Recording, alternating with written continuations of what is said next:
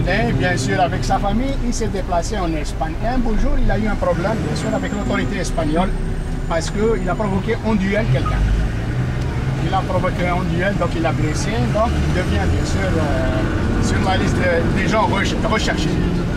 Voilà, oui, voilà, elle est forte. Donc il quitte l'Espagne, il part vers l'Italie, un Italien.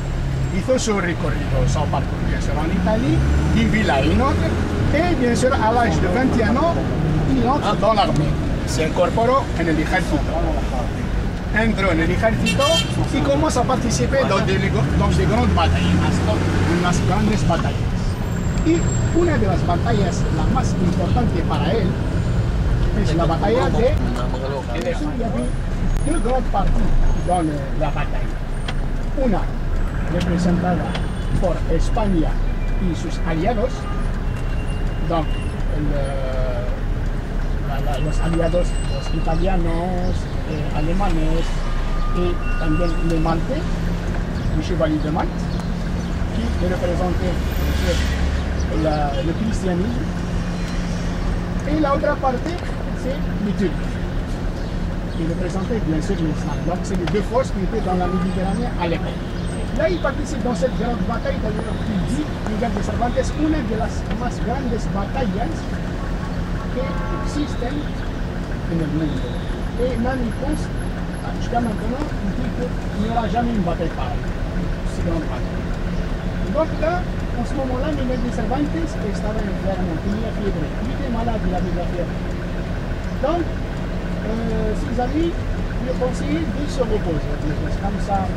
Tú estás cansado, entonces tienes fiebre, tienes que descansar. Il ne voulait pas. Il voulait combattre son ennemi. C'était les Turcs, l'islam, bien sûr, bien. Il participe dans cette bataille-là, mais en ce moment-là, c'est là où il reçoit, bien sûr, 3 coups d'arquebuse. C'était le fameux pistolet. 2 sur la poitrine, et le troisième, c'est le bras gauche. Il perd le movimiento del brazo izquierdo. Et là, bien sûr, on l'appelle el manco del lepanto. C'est le manchot. Voilà, parce qu'il perd le mouvement. Donc, bien sûr, on le ramène en Italie. En convalescence, il va se reposer en Italie. Donc, bien sûr, il reprend le chemin du roi d'Espagne. Voilà. Donc, il participe à chaque fois avec lui. C'était à Kouffo, c'était en Libye, en Tunisie, plusieurs batailles. Et bien sûr, à un moment, il décide de retourner chez lui pour se retrouver à la descansar en Espagne. Ça, il est italien, Naples. Donc de Naples, il sort bien sûr. Et là, à la Méditerranée, sur les côtes catalanes, en sortant, bien sûr, dans el barco El Sol, il était avec son frère. Là, il y avait 3 bateaux turcs, corses, qui sillonnaient la Méditerranée. C'était le 28 septembre 1571. Ils sillonnaient cette partie-là. Donc, ils les ont encerclés. Il y a eu une bataille, comme le nombre de las personas que se están será un número pequeño en comparación con los turcos. Donc, il y a eu des morts et des blessés, etc. Miguel de Cervantes et son hermano, bon, ils étaient blessés, mais bon, donc, ils étaient bien sûr enchaînés et on les ramène.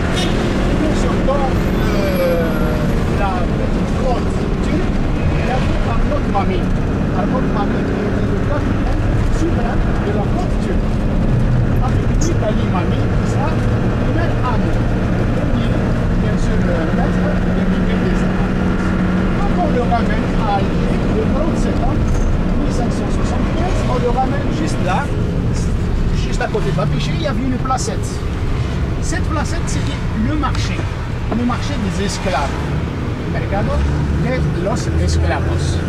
Donc là, bien sûr, on ramenait la marchandise et on ramenait les esclaves, los esclavos et la mercancía, et todo se vendía aquí. Et se faisait bien sûr la vente aux enchères, qui donne mieux, bien sûr. Donc là, son frère, déjà on le voit ici au Batistan, au marché des esclaves. Le Batistan, c'est le marché des esclaves, c'est-à-dire en Tchéquie. Donc il était vendu. Il reste Miguel Cervantes. Miguel Cervantes, avant la mise en vente, il y a un renégat albanais qui devient bien sûr son premier maître. Il demande bien sûr de faire sa fouille. Donc là, on commence à le fouiller comme d'habitude. Et là, on trouve deux lettres de recommandation. Dos cartas de recomendaciones. Une écrite par Juan de Austria. On a parlé tout à l'heure de Juan de Austria, ce grand chef de bataille de Lepanto. Et une autre lettre écrite par un certain Duque de César. Les deux lettres, qu'est-ce qu'elles disaient? Elles recommandaient au roi d'Espagne Miguel de Cervantes au poste de capitaine, vu sa bravoure, vu son courage et le fait de participer à plusieurs batailles. Donc on lui demande bien sûr une augmentation déjà au salaire et aussi une promotion dans le poste de capitaine. Et bien sûr, les hauts responsables qui étaient là, les Turcs, bien. Donc les Turcs qui étaient là-bas, ils ne connaissaient pas l'espagnol. Donc ils ont fait appel à un traducteur. Et le traducteur qu'il y avait à l'époque, c'était des musulmans qui ont vécu en Espagne. C'était installé à Alger. Donc il fait appel à ce qu'on appelait à l'époque un tagarino. Un tagarino, c'est les habitants du Tagara. Il est à côté actuellement de l'hôtel Horacio. Donc un tagarino, pour les Turcs, c'est tout habitant qui venait de l'Espagne, de Aragon, de Castilla, etc. Eran los tagarinos. Bon, là, on arrive, paramos, y vamos a ver aussi que...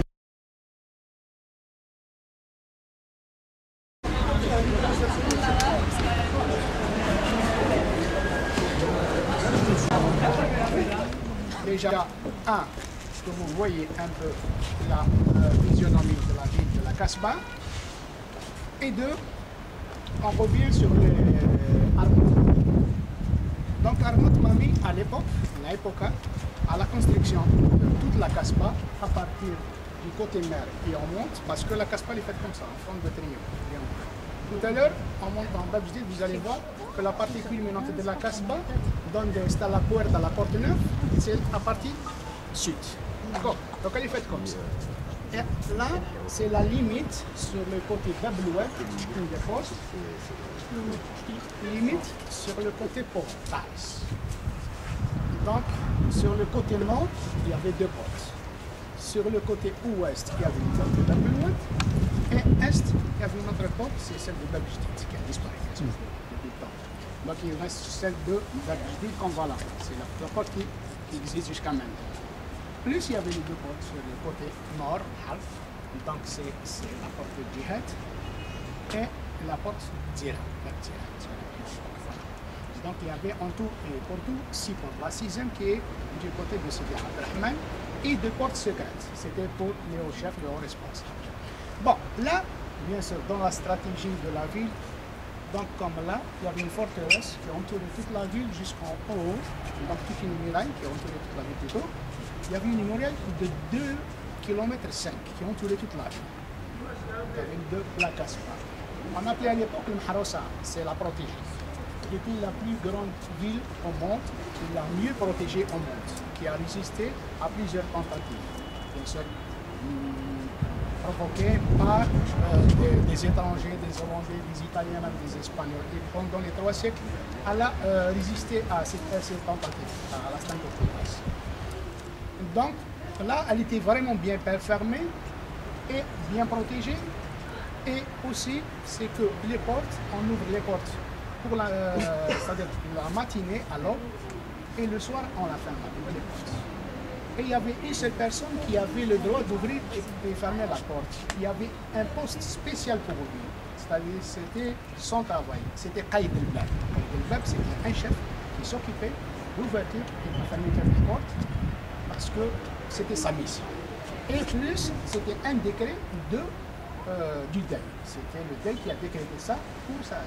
Donc il avait pratiquement ce poste-là. Donc c'était pas facile ni d'entrer ni de sortir dans cette ville, malgré que les visas n'existaient pas. Los visados no existían acá. Y claro, hombre. Y además es que Miguel de Cervantes habla de Arca de Noé, l'Arche de Noé. Donc c'était cette ville-là, l'Arca de Noé. Dans cette ville, il y avait tout. C'est une ville cosmopolite, une ville cosmopolite. Il y avait un brassage c'est-à-dire de gens, un brassage de culture. Il y avait les musulmans, il y avait les Turcs, il y avait les Italiens, les Français, etc. Et bien sûr, toute religion. Il y avait le judaïsme, il y avait le christianisme et bien sûr l'islam. Et chacun avait bien sûr le lieu de culte. D'ailleurs, Miguel de Cervantes, il parlait avec son copain, il lui dit nous on peut faire la prière ici parce qu'on a des chapelles, etc. Il lui dit l'autre, rappelle-toi qu'en Espagne, jusqu'au dernier temps, c'était prohibé, c'était interdit de faire la prière, etc. Donc les morts, on les a chassés. Par contre, ici, c'est toléré. Donc vous imaginez la tolérance déjà, elle a existé dans cette Casbah. Donc, tout ça, on le trouve bien sûr dans toutes les œuvres de Miguel de Cervantes. Habla de esta vida en Argel, de cette ville à Algérie. D'ailleurs, presque toutes les œuvres, indirectement, dans le fameux Hidalgo, là, il parle d'une manière indirecte. Donc là, bien sûr, l'endroit, là, c'était un poste de garde. Donc, dans ce poste de garde, tous les canons, bon, qui ressemblent à ça, peut-être qu'il y avait même aussi plus grand que ça. Il y avait même un canon qui avait une portée de 5 km. Donc il tirait bien sûr jusqu'à 5 km. Donc c'était des canons qui étaient érigés sur le côté mer. Donc ça, c'était considéré comme un bastion. Et bien sûr, les bastions, ils étaient sur le côté ouest, comme sur le côté est, et aussi sur le côté sud. Et sur les terrasses des palais aussi, il y avait pas mal de canons qui étaient érigés vers le côté nord. Donc là, une partie qui appartenait à Arnaud Mami, qui était le capitaine de l'époque. Et Arnaud Mami, il avait son propre bagne, son propre bagne. Donc dans son bagne, bien sûr, il y avait les prisonniers. Bon, Miguel de Cervantes, il n'était pas là, parce que Miguel de Cervantes, il était du côté de Bebaïsou, comme supprimé avant. Donc, son premier maître, il avait sa maison qui était de l'autre côté. Mais Miguel de Cervantes, il parlait de ces belles maisons qui étaient là, c'était les maisons des Raïs, comme il disait, Raïs, et c'est des maisons qui étaient bien protégées, de très très belles maisons, qu'on va voir une des maisons maintenant. Et dans ces maisons-là, pratiquement, il y avait ce qu'on appelait los paños, là où il y avait des esclaves. Et le traitement des esclaves à un autre, bon, c'est dû au rançon, etc. Tout à l'heure, quand on aura l'occasion de parler sur un peu cette circonstance. Allez? Voilà, vamos a por ahí.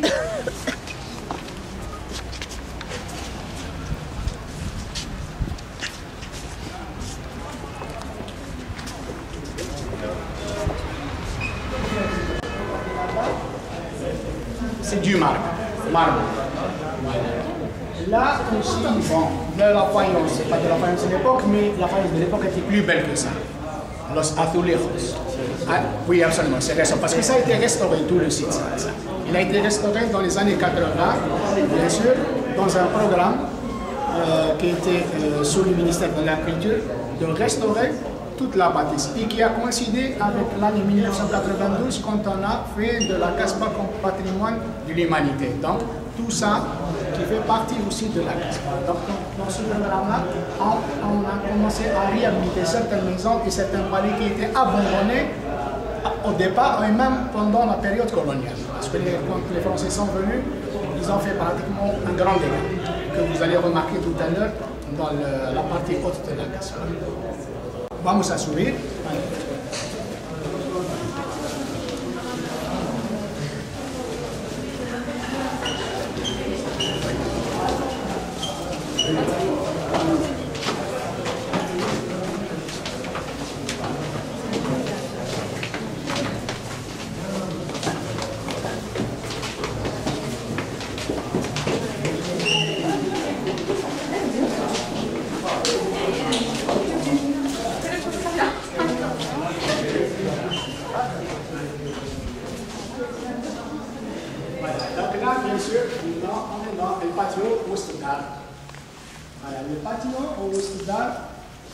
C'est l'endroit intime, c'est l'endroit bien sûr où la femme passait plus de temps, surtout la matinée, quand on fait la lessive, et c'était le moment bien sûr intime entre femmes, discuter, parler, continuar de vez en cuando, ¿por qué no? Bueno, y preparar sus platos aquí.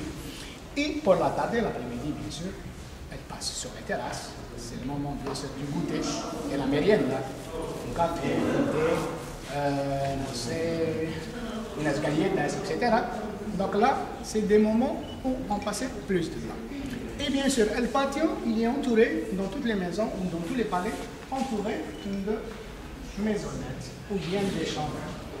Douillettes, qu'on appelle ici. Donc là, c'est des chambres. Même aussi la partie supérieure. Généralement, les maisons, les palais, c'est 1 à 2 étages. Donc, ce qui fait le charme de cette construction-là. Et déjà, bon, à l'époque, quand on a décidé de construire cette ville, la Casbah, on a fait appel à des experts qui existaient.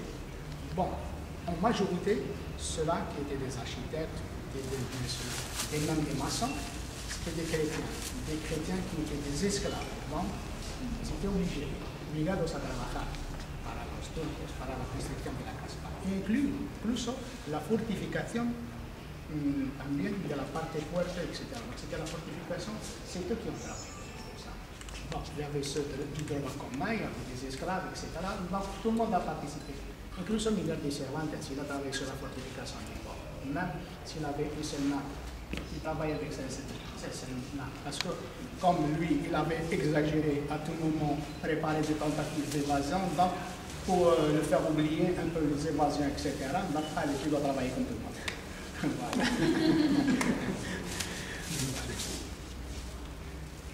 Vous voyez comme c'est beau, c'est ça a été à l'époque installé là, bien sûr. Quand on a construit la Casbah, on a commencé à partir de 1570. Les travaux se terminent en 1580. Donc c'était en ce moment-là, ils ont fait leur possible pour construire cette ville-là qui domine la mer. Donc elle est sur une colline en forme d'amphithéâtre. D'ailleurs, si vous entrez, c'est de la ville. Et bien sûr, toutes les maisons, todas las casas tienen una vista panorámica, sur une vue panoramique sur un rayon de 180 mètres. Non, non, ce n'est pas uniquement par les Espagnols, mais par toutes les communautés qui étaient là. Donc, bon, il y avait des cas où, c'est-à-dire, tu voulais être affranchi, donc tu dois travailler. Tu termines tes travaux, tu as affranchi. C'était à l'époque, oui, c'était au début, bien sûr, de la Régence. Au début de la Régence turque. Si il se déplaçait là, à tout moment, il allait faire des courses pour son maître. En même temps, il travaillait dans le jardin. Et là, en ce moment-là, il commence à y penser à des tentatives. Donc là, bien sûr, il commence à connaître des gens, ceux qui ont travaillé dans la Casbah, ceux qui ont construit la Casbah. On lui explique comment il est fait cette ville-là, et quels sont ses ports, etc. On lui dit par exemple, sur le côté ouest, il y avait Belouad, sur le côté est, il y avait Azul. Et là, il leur pose la question, qu'est-ce qu'il y a après?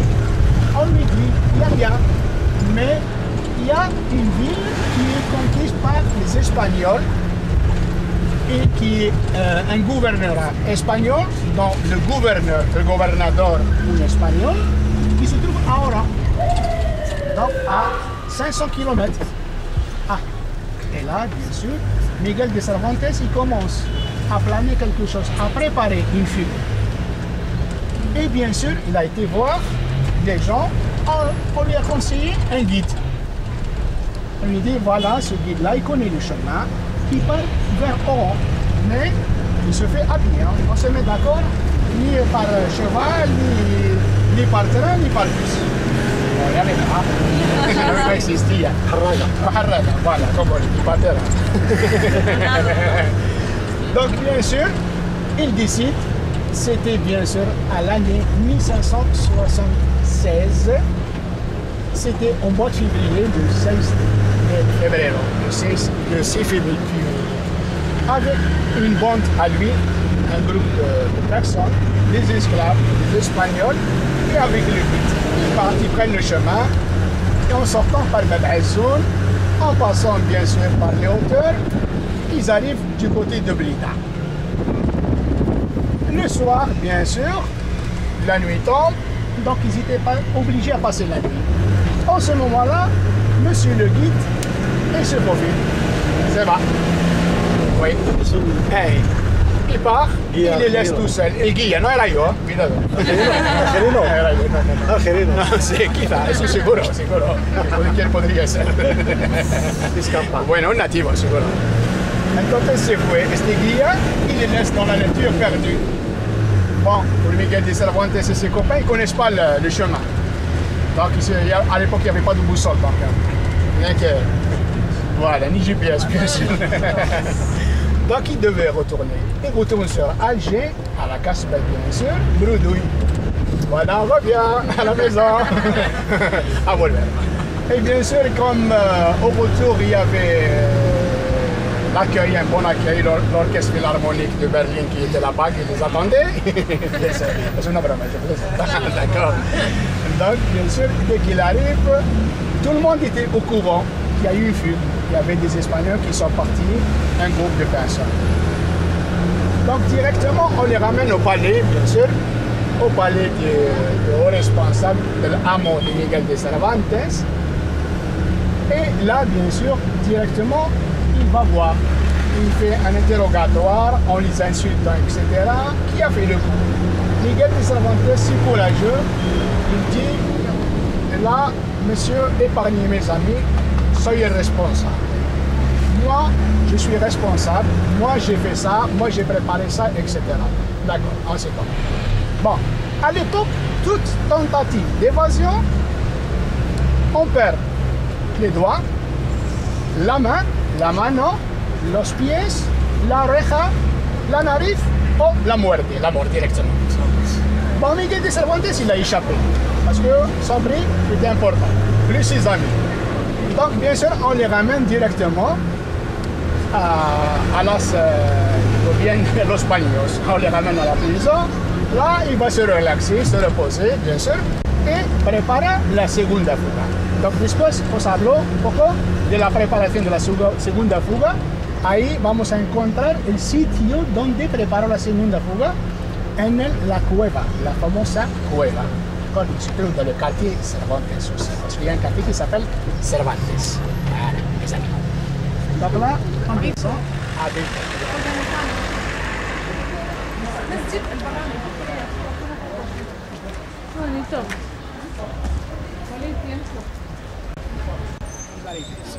Bien, donc la puerta nueva, la porte neuve, elle est là. Ahí, voilà, Bab Jdid. Vous voyez la muraille? C'est le mur qui est entouré. La Casbah, c'est une partie du mur, une partie de la muralla qui rodeaba toda la Casbah, toute la Casbah. Bien sûr, toutes les portes étaient comme ça. Et à l'arrivée, bien sûr, des Français, ces portes-là, elles commencent à disparaître, sauf celle-là. Actuellement, elle est en restauration, en réhabilitation. Comme les palais aussi, ils sont en réhabilitation. Tout un programme qui s'est fait les derniers temps pour avancer les travaux et la réhabilitation des palais, c'est-à-dire en priorité, des autres maisons d'autres priorités, et après toute la Casbah. Donc là, il se fait un travail petit à petit, bien sûr. Voilà. Bon, les palais, bien sûr, puisque c'est l'occasion qui se présente, j'aimerais bien vous raconter un peu de l'histoire, toujours, en sortant un peu sur l'histoire de Miguel de Cervantes, parce que tout ça, lui, il avait dans sa tête que cette ville-là, elle était omniprésente. Donc une ville qui domine la mer, une ville qui est fermée, etc., avec ces fameuses portes, ces 6 portes qui existent. Bon, là, sur le côté droit, à la droite, cette partie-là qui est là-bas, c'est le palais de Dey, le palais du Dey, el Virey. El Virey, donc, es la representación administrativa de Turquía aquí en Argelia, y considerado como un rey también. C'est le vice-roi qui était là. Donc les 2 derniers vice-rois, plutôt l'avant-dernier, Ali Khouja, s'est installé là, en 1719. 1712, il était nouveau. Pourquoi? Parce qu'au début de la Régence, tous les Dey et les hauts responsables, ils étaient du côté de mer. Entre Bab-el-Oued et Babazoun, là où il était Cervantes, bien sûr. Tous les palais, toutes les grandes maisons, etc. Telles que Dar Aziza et les autres maisons, bien sûr, et Dar Hassan Pacha. Donc ils étaient là-bas. Mais en une dernière période, pratiquement, à partir bien sûr de la fin du XVIIe siècle, XVIIIe siècle, il y a eu des règlements entre eux. Donc, il y avait des gens qu'on a liquidés à tout moment. Donc des atentados. Pas la bomba, pero atentados. Donc bien sûr, l'avant-dernier Dey, le penúltimo Dey, decidió de subir aquí, en este patio. Entonces ocupó este palacio, al lado un palacio, à gauche, un deuxième palais. Le deuxième palais à gauche, c'était le harem. Voilà. Donc il y avait ses femmes, à lui. Je ne sais pas combien, mais il avait ça à la Mais à lui. Ah oui, c'est la vie. Qui fait, Et juste à côté, il y a un palais qui est là, à côté. Ce palais-là, c'était un palais de séjour. Ce palais de séjour, là, il y avait les trois représentants du Dey à l'intérieur du pays, le Beylik Gharb à Oran et le Beylik Sharq à Constantine et le Beylik Tétré à Médéa dans le sud-est, qui représentaient le Dey, à l'intérieur venaient rendre des comptes, ainsi qu'être uniforme sur la situation de la région, en même temps, bien sûr, ramener la quantité d'argent récupérée dans les impôts. Donc ils venaient 2 fois par an dans ce beau palais. Bon, la situation, elle est bien passée jusqu'au dernier roi, le dernier Dey, qui est Hussein Dey, on le sait. Il est resté 19 ans ici, dans ce beau palais. Bien sûr, en ce moment-là, dans l'année 1827,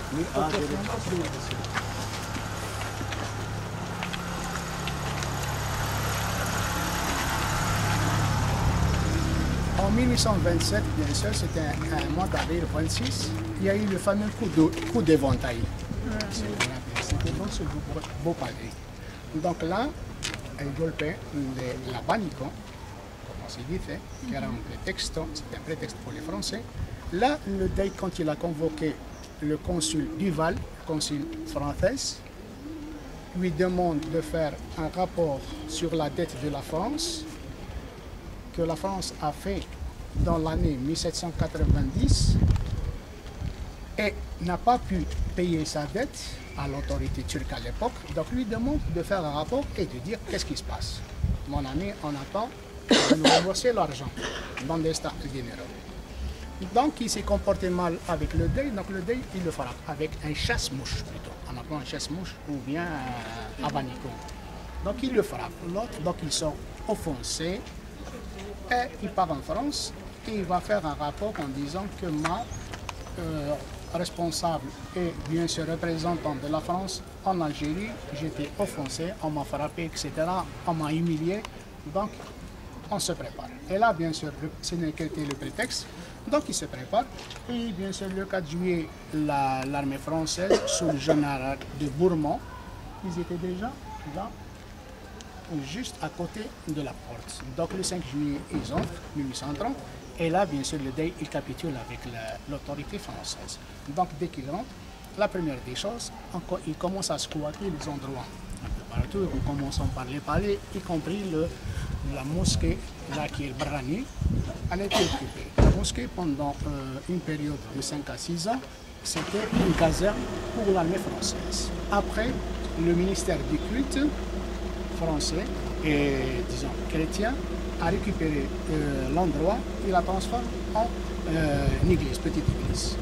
Et puis en 62, elle revient comme droit et elle revient bien sûr comme mosquée ou la mezquita. Donc à l'intérieur, il y a le palais, il y a une mosquée de taille, une polverine, la poudrière et une caserne des janissaires. Les janissaires, qui étaient bien sûr l'armée de l'époque, qui était la protection même du temps. Donc tout ça, bien sûr, ce chemin-là qui n'existait pas avant, parce qu'en bas, vous avez l'aqueduc d'Erhel il faisait tout ça. Il va passer par là. Donc l'aqueduc, déjà, il a été coupé. Et le chemin il a été fait par les Français, pour pouvoir se déplacer et entrer dans l'Espagne. Jusqu'à Bruxelles. Il y avait cet aqueduc, du côté de Valvidra, il y a une partie, si vous l'avez vu, à côté de la ville à Charbani. Et il y avait un autre, il y a eu juste une partie aussi du côté de la Havre. Donc ça, c'est le plus grand. Il a alimenté la Caspa. Bon. L'histoire des aqueducs, los acueductos en Argelia es una historia, diría, del siglo XVII. Bon, c'est vrai qu'elle avait existé avant au temps des Romains en Algérie, donc il y avait les Romains qui ont construit les aqueducs, etc. Mais après, les gens, ils ont perdu cette idée-là, etc. Donc ils utilisaient plus l'eau de source, l'eau de puits, etc. Mais à l'arrivée des musulmans qui étaient en Espagne, donc ils ramenèrent bien sûr cette technique-là, donc ils la ramènent directement à l'autorité turque. Ils leur proposent, écoutez, vous avez une grande ville, etc., cosmopolite et tout, pourquoi ne ramenez pas l'eau avec la technique de ce qu'on appelle l'aqueduc. Donc c'était en 1660, ils ont construit cet aqueduc et les autres qui se trouvent sur le côté, bien sûr, est et sud. Eran unos acueductos de la época otomana con, claro, la idea y la técnica de los moros qui venían de Espagne. Heureusement qu'ils étaient en Espagne. Es como para de Salamanca o Segovia. Sí, parece, de Toledo, sí. No, el famoso... Hay otro en Salamanca o Segovia. Segovia, sí, el más famoso. Sí, de la época romana también. Muy alto. De la época romana. C'était la même technique. Non, oui, c'est l'eau qui vient des montagnes. Donc on la ramène directement en Algérie. Donc ici, ça descend notre boussole arabe. Voilà, absolument. Oui, absolument. C'était si important parce que à l'époque, il y avait ce qui était important, c'est l'aération. Si vous avez remarqué tout à l'heure au niveau des maisons, c'est ouvert. Donc l'aération c'était important, le soleil bien sûr, et l'eau. Donc c'est la vida. C'est le deuxième fugue. Donc là, pratiquement c'est là, à partir de là, où Miguel de Cervantes pendant les 6 mois, bien sûr, il préparait, projetait à partir en bateau avec 15 compagnons, compagnons.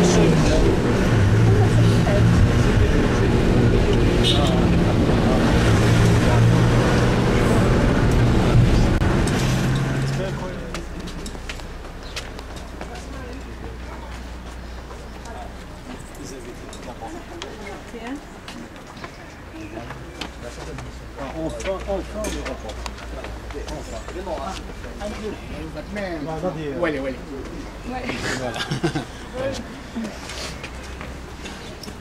Voilà. Voilà.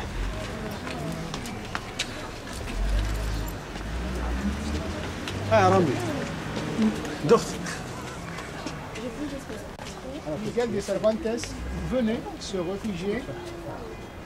Pendant 6 mois, Miguel de Cervantes, dans l'année 1577, il est rappelé avant de venir. Donc, il est resté dans la prison.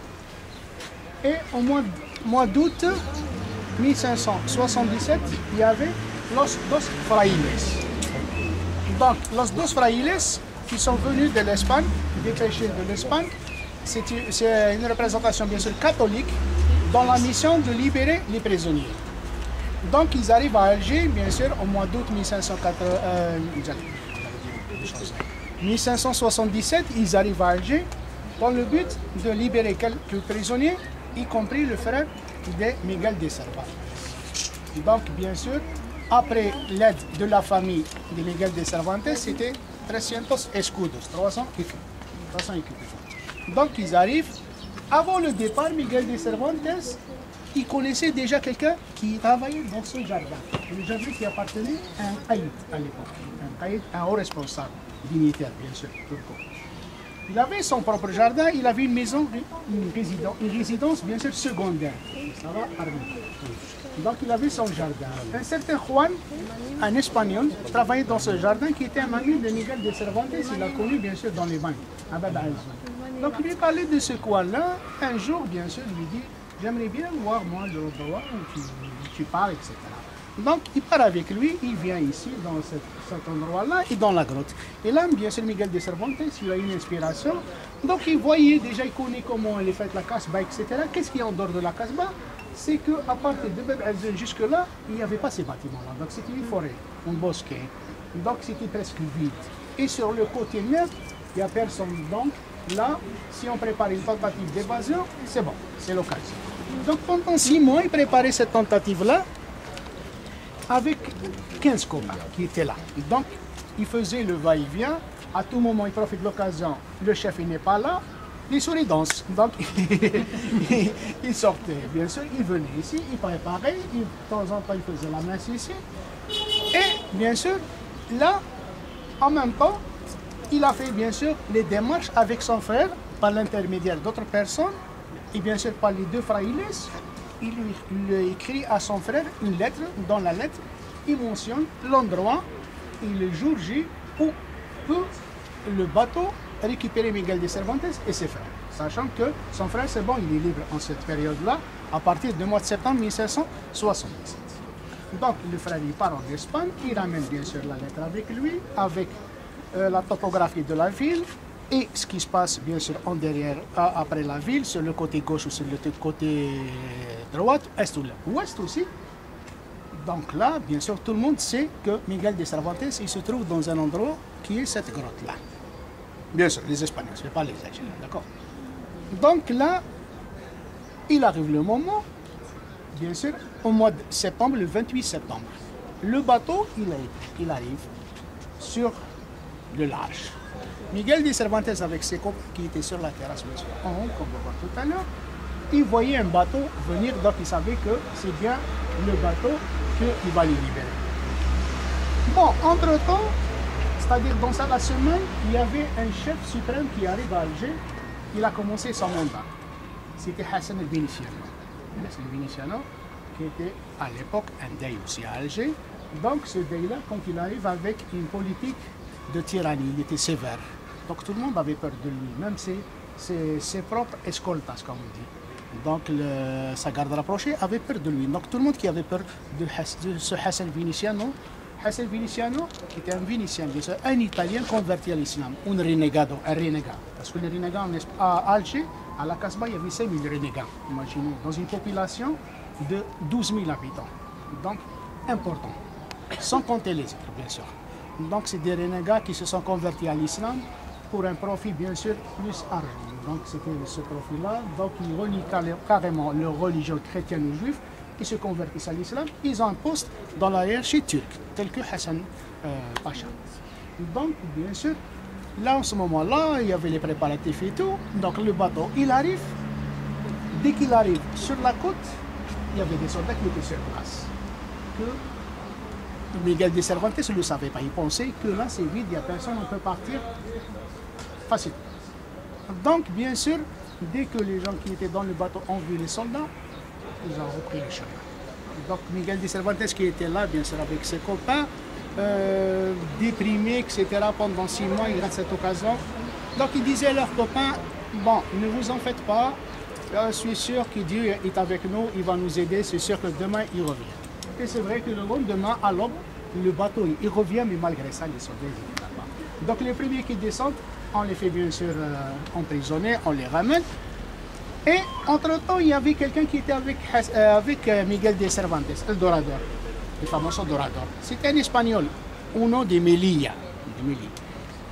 Donc, ce Dorador, il a profité de l'occasion, ce moment de vide, il part chez Hassan Pacha pour dénoncer Miguel de Cervantes. Il lui dit, voilà, il y a Miguel de Cervantes qui a fait la première tentative, il prépare la deuxième tentative, avec 15 copains à lui qui sont là. C'est bon, c'est bon. Donc il le remercie, il lui donne de l'argent, il lui donne bien sûr une jarre pleine d'huile, l'huile d'olive bien sûr de l'époque, il y avait. Merci. Et bien sûr il dépêche une équipe de janissaires, los Jimizaros. Donc c'était bien sûr sa garde rapprochée qui vient et pour récupérer Miguel de Cervantes et ses copains. Donc il les ramène directement sur Alger Bon, les autres, ils étaient bien sûr sur j'allais dire sur les motos, sur leurs chevaux. Et Miguel de Cervantes, avec les chaînes, ils traînaient leurs pieds jusqu'à la rue Bab Azoun, bien sûr, jusqu'à Bab Azoun, jusqu'à le fameux palais de Hassan Pacha. Donc, bien sûr, dès qu'il arrive chez Hassan Pacha, la première des choses, donc, il fait un interrogatoire, il va demander, il les insulte, etc. Et là, toujours Miguel de Cervantes, si courageux, etc., si brave, il lui dit, moi, c'est le responsable, mes amis, ils ne sont pas responsables. Donc là, bien sûr, il le remet là, dans la paysanne, mais cette fois-ci, ce n'est pas chez Dalimani, c'est Hassan Pacha. Donc, il devient son deuxième maître, segundo amo, Hassan Pacha. Donc là, bien sûr, le Hassan Pacha, il va acheter directement Miguel de Cervantes chez le premier amo qui est Dalimani. Ce qu'il a fait aussi Hassan Pacha à cette époque-là, dès qu'il arrive, il a racheté tous les esclaves. Tous les esclaves, il les a achetés. Donc, leur maître, bien sûr, leur a donné leur argent. Ils deviennent, bien sûr, un droit de Hassan Pacha. D'ailleurs, tout à l'heure, à la fin, vous allez voir que à la fin du mandat de Hassan Pacha, Miguel de Cervantes allait partir avec Hassan Pacha comme esclave. Bon, il y avait certaines histoires, une histoire sobre la relation, voilà, là, c'est autre chose. Mais il allait partir. Donc c'était là, dans cet endroit, où le transporteur s'arrêtait avec Miguel de Cervantes en attendant le fameux bateau qui a échoué, bien sûr, à Bordeaux. Bon, comment qu'il y a? Si vous voulez allez.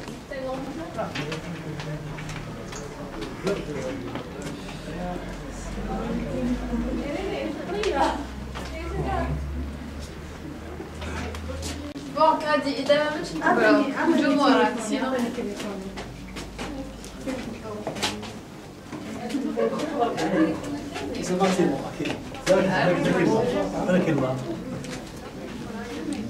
هذه العماره مليحه عندي فتره كاتاستروف اللي طويل بالك راسه هنايا Elle a installé cette stèle-là, c'est escrito à la memoria de Cervantes. Bon, il y a une partie qui a disparu. 10 années 1885. Voilà, 5 et 6. Donc, il y a une partie qui a disparu. 10 ans après, une autre communauté espagnole, elle a installé une stèle ici, et un buste qui était là-bas. Le buste, el busto, ça paraît qu'il a disparu depuis le temps, il a disparu. En 2005, au mois de novembre, donc l'endroit, il a été réhabilité. 2005. Oui, par l'Institut Cervantes, l'ambassade d'Espagne, bien sûr, le ministère de la Culture, et bien sûr l'aide de Repsol, l'entreprise Repsol. Et là, bien sûr, il y a un autre programme pour la réhabilitation des enfants de l'enfant. Donc il est protégé. Théoriquement, Il y a une. bon, il a été abandonné un certain temps. Il a été abandonné un certain temps. Non, il a été abandonné. Mais ils vont reprendre. فانداليزم اذا وقع فيها فانداليزم يقدروا يدخلوا داخل. C'est pas lui qui va partir cette fois-ci, mais il va trouver d'autres personnes. Donc Miguel de Cervantes, quelques mois bien sûr, à partir de l'année 1578, mois de février, donc il a fait des démarches, il a trouvé quelqu'un. C'est quelqu'un qui se déplaçait souvent à Oran. Il lui fait une lettre. Dans cette lettre, il a écrit au gouverneur espagnol à Oran, installé à Oran.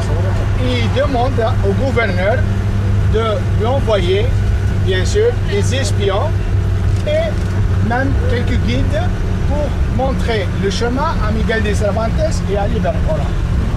Donc, bien sûr, le bonhomme part sur Oran. Et là, bien sûr, il a été intercepté juste à l'entrée de Oran, le guide. Il a été intercepté par une tribu. Donc, la tribu, bien sûr, a découvert la lettre. Donc, automatiquement, il le ramène directement chez Hassan Pacha. Donc, il ramène chez Hassan Pacha en lui disant, voilà, il y a un traître parmi nous. Et ce traître, il a travaillé avec Miguel de Cervantes, celui qui a fait déjà des évasions. Donc, et il a une lettre Donc, dès qu'il voit la lettre avec la signature de Miguel de Cervantes, il comprend c'est Miguel de Cervantes.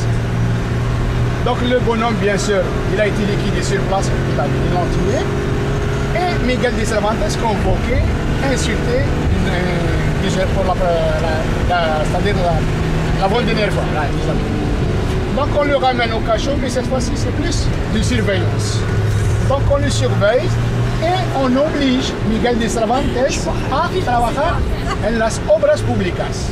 Donc là, il va travailler directement. Ce n'est plus le jardin, ce n'est plus faire le coursier, sinon il travaille dans les œuvres publiques, donc dans la fortification, dans la carrière, etc. Donc il travaille là-bas, bien sûr, pendant une période. Et il prépare la dernière tentative. La dernière tentative, c'était à l'année 1579. Miguel de Cervantes, il a une autre idée, bien sûr, intelligente, diabolique. Il part chez des commerçants qui étaient installés à Alger, à la Casbah des Espagnols. Il leur demande de le financer et de lui acheter une barque, un bateau. Un bateau, bien sûr, dans le nombre de personnes, 60 personnes. Donc il a contacté des gens qui voulaient partir avec lui para ir con él. Donc là, ça a été décidé normalement pour le mois de février 1579. Mais en vain, à l'époque, comme il y avait le fameux bien sûr, portable mobile arabe, donc c'est bon, l'information est sortie. Entre-temps, bien sûr, il y avait quelqu'un qui n'aimait pas beaucoup Miguel de Cervantes. Donc il a été dénoncé. Directement, il part chez Hassan Pacha, il dénonce Miguel de Cervantes, il lui dit voilà, il y a aussi Miguel de Cervantes qui est récidive pour la 4e fois. On le ramène et cette fois-ci, on le met dans la prison, plus de surveillance. Et bien sûr, Hassan Pacha, il termine son mandat. Donc, quand il termine son mandat, il décide d'équiper les esclaves qu'il avait, ceux qui n'ont pas été rachetés, rescatados, au cas de Miguel de Cervantes. Donc il allait sortir. Entre-temps, bien sûr, à la fin du mois d'août 1780, au début de septembre 1780 toujours, il y a los dos frailes. Los dos frailes qui venían de Espagne. Donc ils sont venus de l'Espagne avec la mission de libérer Miguel de Cervantes avec les 300 ducados que la famille a pu récupérer, la maman bien sûr, et essayer aussi d'affranchir ou bien de libérer les autres. Mais bon, 300 ducados, c'était peu. Donc ils étaient obligés à ramasser de l'argent parce que cette mission catholique, elle n'avait pas l'agrément du roi. Ni ils avaient de l'argent du roi, donc ils n'ont pas été financés. Donc c'est de l'argent qu'on ramenait, on demandait de l'aumône pratiquement, presque. Donc leur mission c'était ça, ou bien ils le faisaient autrement. S'il n'y a pas d'argent, c'est eux qui se portent garant. Donc c'est eux, ils disent, voilà, tu me libères celui-là, tu me prends moi. Donc c'était cette mission. Bon, le cas, non, il ne s'est pas présenté pour Miguel de Cervantes, donc ils ont pu trouver 500 pièces d'or, ducados. Donc il part chez Hassan Pacha, il lui ramène de l'argent, 500 pièces ducados, il lui dit voilà, on libère maintenant Miguel de Cervantes, on sait bien que vous en avez marre de lui, vous avez de l'argent et rendez-le Miguel de Cervantes. Donc on rend Miguel de Cervantes et là à partir du 14 septembre 1594 de septembre de 1580, Miguel de Cervantes está libre, il est libre, en ordre. Mais avant son départ, il reste un autre problème. C'est qu'entre-temps, on parlait de Miguel de Cervantes en Espagne, donc il y a eu pratiquement une critique qui se faisait. On disait des mauvaises choses.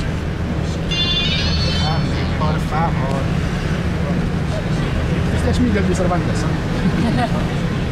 Donc on disait des choses mauvaises sur Miguel de Cervantes, on le critiquait. Et on disait que Miguel de Cervantes, c'était un type malhonnête, c'est un type, un renégat qui s'est converti à l'islam, c'est un type hypocrite et c'est un type vicieux. Bon, les dos frailes, ils demandent à Miguel de Cervantes de ramener des témoins en présence d'un notaire et de reprendre les dires des témoins en parlant de Miguel de Cervantes que c'est un type qu'on a connu pendant 5 ans à Alger, un type intègre, un type honnête, un type qui a gardé et conservé sa religion, il n'a pas renié sa religion. Ce qui a été bien sûr. Donc, ils ont fait bien sûr ça en exemplaire. Un exemplaire que Miguel de Cervantes conserve avec la signature du témoin, la signature de Dos Frailes, la firma de Dos Frailes, et la signature du notaire, qui était un notaire, qui est un représentant, bien sûr, du roi. Donc Miguel de Cervantes, à partir du 24 octobre 1780, il part avec cette lettre des notaires, il part en Espagne libre. Voilà. Y a partir de ahí, Miguel de Cervantes está libre y vuelve a España, sale para ir a Denia, a Valencia y a partir va a su casa. Y así se termina la historia de Miguel de Cervantes. Y muchísimas gracias.